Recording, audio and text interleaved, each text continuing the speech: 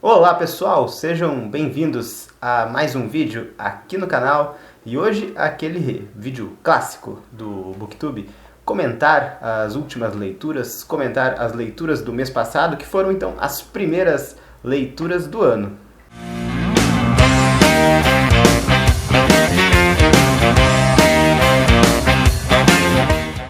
Sempre bom, antes de começar com o vídeo, lembrar você para dar aquela engajada no conteúdo se você curte, porque ajuda demais. Então, se você não é inscrito no canal, se inscreva, por favor. Estou pedindo humildemente. Se gostar do conteúdo, né? Se não gostar, não te inscreve, porque você não é obrigado. Mas também deixa o seu like, porque ajuda bastante. E também pode deixar um comentário aí, conta quais foram as tuas leituras do mês de janeiro, o que você está lendo agora, se você já leu algum desses livros. Então dá uma interagida aí. Então vamos começar a comentar os primeiros livros lidos nesse ano de 2022. O primeiro livro que eu li foi esse aqui, Baleia Morta e Outras Fomes, do Gabriel Fragoso, que é um livro lançado pela editora Moinhos, numa edição bastante caprichada. Como vocês podem ver, eu já voltei aqui para o meu tradicional cenário, que é o quarto aqui da minha casa, mas os vídeos passados eu gravei na casa dos meus pais, em Torres, porque eu estava de férias. E esse livro do Gabriel Fragoso, eu acho importante dar o contexto, né, da leitura, como é que o livro chega até, sai primeiro da loja, vai para nossa estante, depois é o livro escolhido para ser lido. Então, como eu tenho uma relação muito forte também com a cidade de Torres, eu já acompanhava pelas redes da editora Moinhos os últimos lançamentos, e aí me chamou a atenção, né, quando eu vi esse, porque o autor é nascido na cidade de Torres. Então achei que, enquanto eu estava lá, que eu costumo ir bastante também, ler esse livro talvez fosse interessante, trouxesse algum tipo de conexão com o autor e com a obra. Então foi um livro que eu escolhi para ler. E também, escolhendo essa obra para começar o ano, a gente acaba valorizando, né, a literatura contemporânea nacional, esses novos autores que estão surgindo aí no nosso cenário. Por exemplo, esse é o livro de estreia do Gabriel. Aqui nessa obra a gente encontra 12 contos, e são contos bem curtos. Ele vê o conto como uma experiência estética, aquele tipo de conto que ele é curto, mas ele vai preparando o terreno para que chegue no final e o leitor tome aquela porrada. São contos para te deixar sem chão mesmo. É aquele tipo de texto, quando tu acaba um conto, tu não pode passar direto pro próximo. Tu precisa ficar alguns segundos, no mínimo, digerindo, pensando o que aconteceu, se tu leu certo mesmo, o que tem atrás disso tudo também. Então, ele prepara o nocaute e o nocaute vem. E além disso, além dessa experiência estética, o conto aqui também é uma experiência sensorial, porque alguns desses contos brincam bastante com os sentidos do leitor. Como eu falei, eu li em Torres, eu até preferi ler na praia mesmo, na beira do mar, esse livro. E um desses contos traz uma cena de tortura e, nossa, eu tava igual um idiota lá, me contorcendo todo na cadeira enquanto lia. Então são contos bem sensoriais mesmo. Então esse foi o primeiro livro concluído em 2022, Baleia Morta e Outras Fomes. O segundo livro foi A Filha Perdida, da Helena Ferrante. Esse livro também passou na frente de outras leituras, também tem um contexto.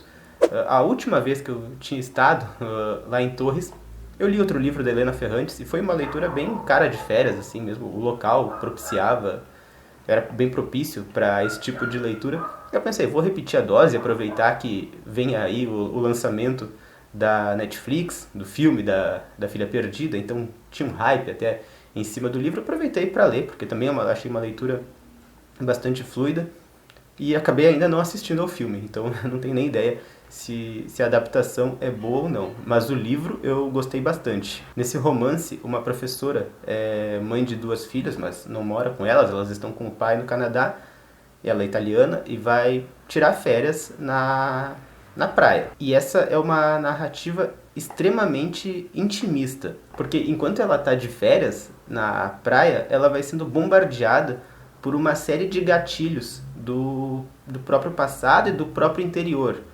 como, por exemplo, uma criança perdida na praia desperta coisas que já haviam passado com ela, uma família que passa a frequentar o mesmo local, uma família de napolitanos que, ao olhar dela, é um tanto quanto expansiva, um tanto quanto opressora também por tudo que ela já viveu, e além de outros gatilhos que ela vai tendo ao longo da obra. Então esses pequenos gatilhos acabam servindo como grandes símbolos para essa professora pensar o próprio passado.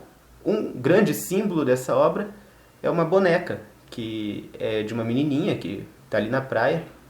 Essa menininha é filha de uma mãe que está junto a essa família de napolitanos e ela está um tanto quanto perdida em meio a essas pessoas, e também a professora se identifica um pouco com isso. Então essa boneca vai ser um grande símbolo na obra. A professora acaba raptando a boneca, levando ela para casa, cuidando da boneca, compra roupas e tudo mais, e acaba desenvolvendo uma relação com essa boneca. Eu gosto muito da forma como a Helena Ferrante constrói as suas personagens. São personagens femininas muito complexas, como todo ser humano deve ser e como deve ser construído na literatura. Então isso eu acho sensacional. E tem também atualmente um grande debate sobre não romantizar a maternidade.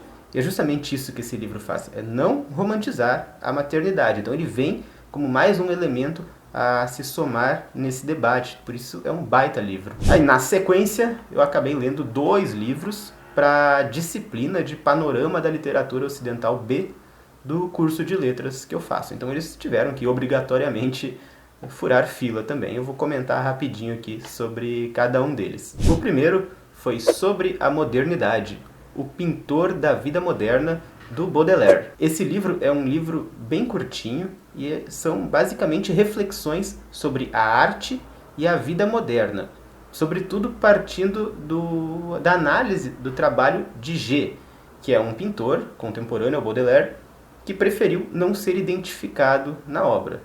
Mas sabe-se quem é o G. Eu agora não lembro, não anotei aqui para falar, mas eu posso deixar na descrição, se você quiser também acompanhar o trabalho de G.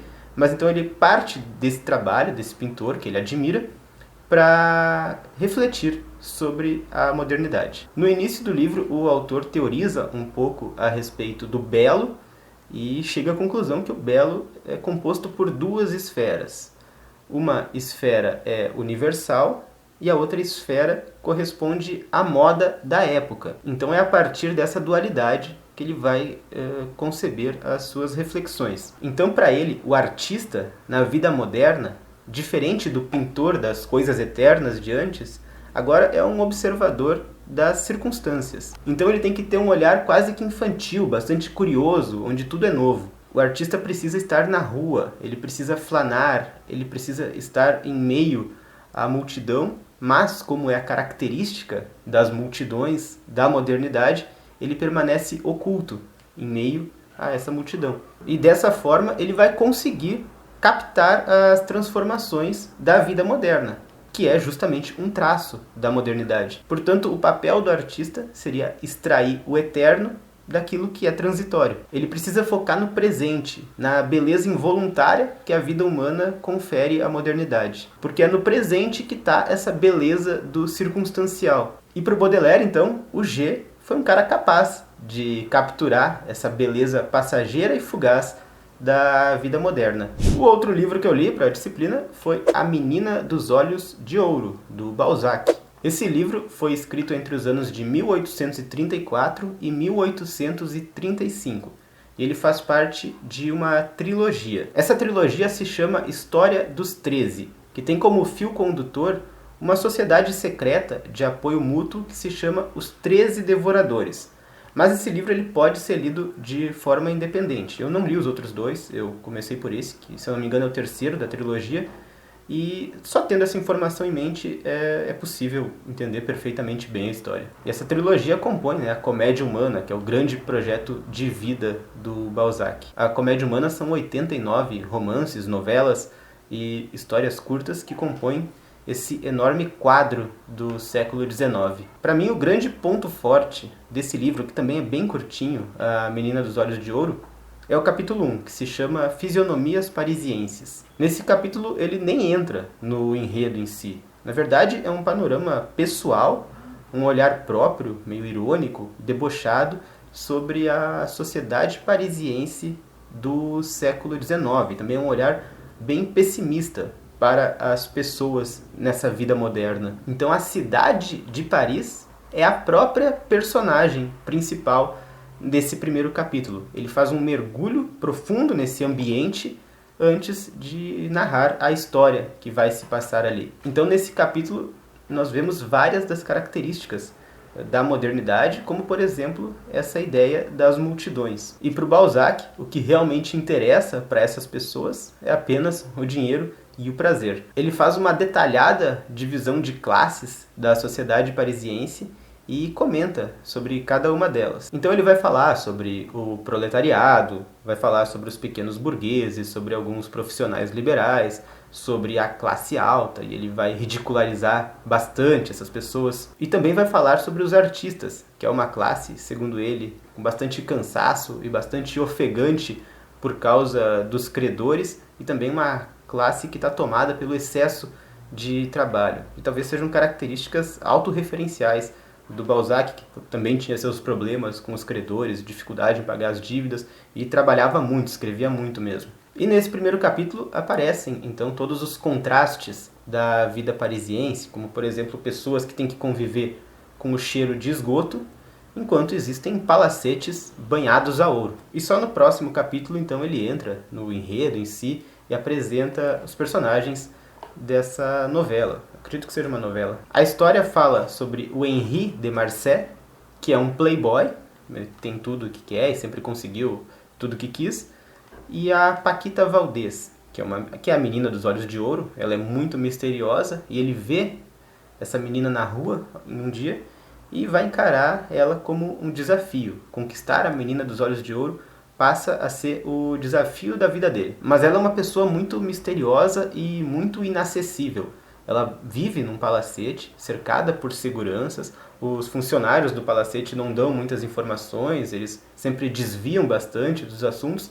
Então ela é uma pessoa inacessível e esse desafio se torna ainda maior. Mas essa admiração que ele passa a ter pela menina dos olhos de ouro começa a dar alguns sinais de reciprocidade. E ela dá alguns sinais favoráveis a essa aproximação. Então os dois começam a armar esquemas para que eles possam se ver. O Henri de Marsay e o seu melhor amigo acreditam que tudo isso, toda essa dificuldade, é por causa do amor que a Paquita vive com algum velho rico que mora no palacete. Mas não é nada disso. Então a história tem essa grande reviravolta no final.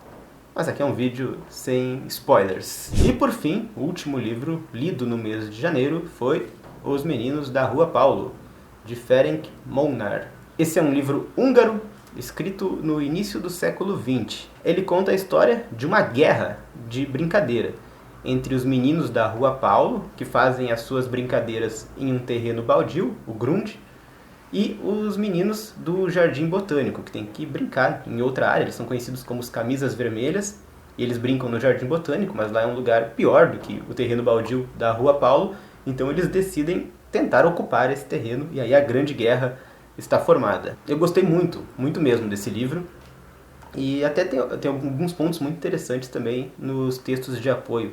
No pós-fácil, por exemplo, o autor do texto fala que essa visão romântica e inocente de guerra presente no livro, ela só era possível porque o livro justamente foi escrito antes de o mundo conhecer o conceito de guerra total, antes de passar pelas duas experiências das grandes guerras mundiais. Porque depois disso, guerra vira um conceito completamente diferente no imaginário das pessoas. Mesmo assim, ele é um livro muito profundo. Ele é um daqueles livros que, quando tu acaba a leitura, ele ainda não sai de dentro de ti. Ainda ficam diversas reflexões que, com o passar do tempo, vão se aprofundando e tu vai pensando cada vez mais na história que tu acabou de ler. Porque ele fala de temas como o fim da infância, como a formação das nossas identidades, como a amizade, fala sobre a nossa própria vida.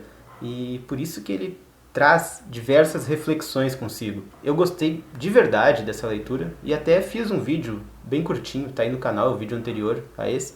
Se você quiser conferir algumas dessas reflexões que me vieram à mente após a leitura de Os Meninos da Rua Paulo, recomendo que você veja esse vídeo. Ele é curto, é um formato um pouco diferente. Assiste lá e deixa nos comentários se você gostou ou não desse novo formato. Então é isso, pessoal. Muito obrigado por chegarem até aqui, ao fim de mais um vídeo. Eu reforço aquelas ideias lá do início. Deixe seu like, deixe um comentário, se inscreva no canal e até o próximo vídeo.